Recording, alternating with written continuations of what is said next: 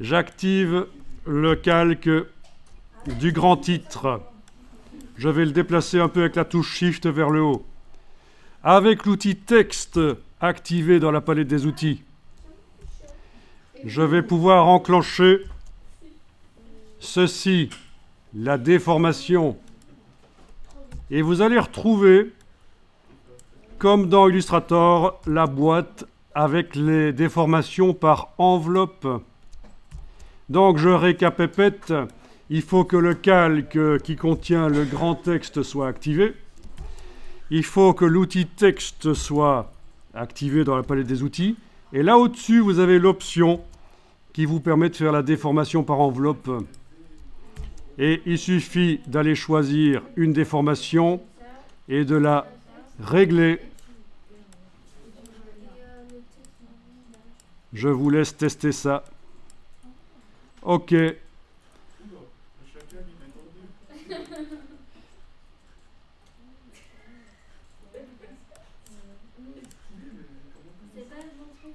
Et alors, dans la palette des calques, le calque qui a subi une déformation par enveloppe, son petit t est différent. Quand vous voyez un T comme ça sur le calque, ça veut dire qu'il y a une déformation par enveloppe. Et c'est différent d'un calque texte qui n'a pas de déformation par enveloppe, bien sûr. Et donc, on peut retourner tant qu'on veut par l'outil texte sur la petite icône là au-dessus, aller remodifier et choisir autre chose, voire même annuler. Si on passe en 100, on annule la déformation. Voilà, donc ça c'est assez intéressant de tester ce genre de choses.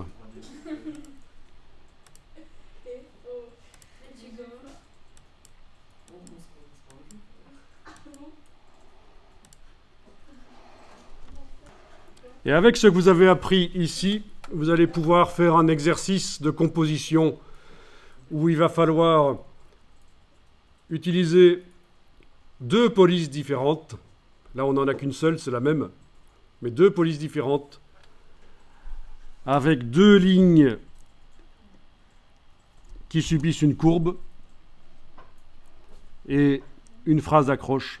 Donc deux lignes qui subissent une courbe, une phrase d'accroche en dessous. Il va falloir jouer avec les couleurs, les polices de caractère.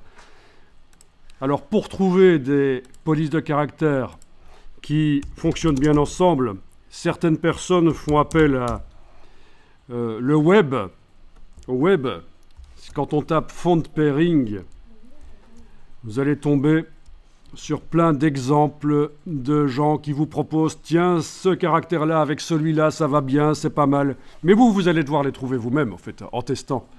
Vous n'allez pas avoir recours à un site comme celui-ci, par exemple, 36 paires de caractères qui fonctionnent bien ensemble, les paires de polices de caractères, le font pairing. Mais évidemment, ça donne de la richesse. Alors on vous a sans doute déjà dit que dans une composition graphique, il ne faut pas dépasser 3 polices de caractères différentes dans la même composition graphique. C'est vrai qu'il ne faut pas commencer à multiplier les polices de caractères. Là, vous avez le nom des polices, en fait.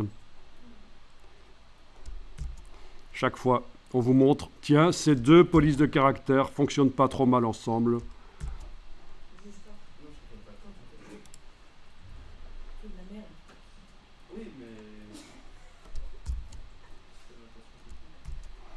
Voilà.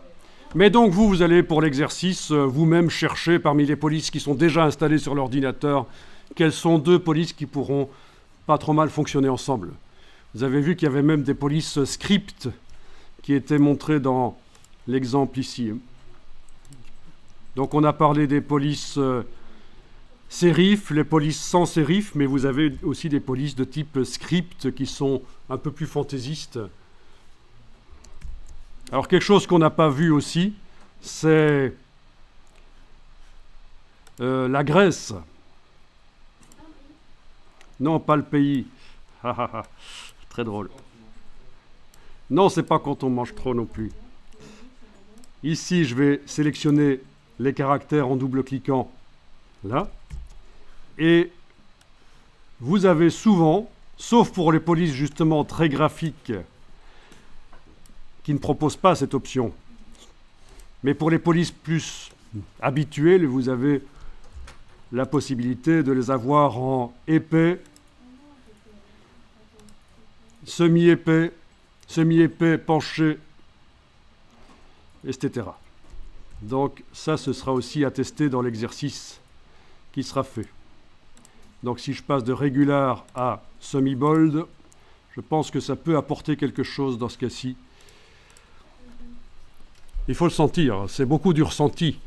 Et le ressenti, pour bien l'avoir, il faut avoir vu pas mal de graphismes, il faut s'être cultivé, il faut aller voir des magazines, il faut s'abonner à des groupes sur des réseaux sociaux, des groupes qui parlent de graphisme, voir pas mal d'images.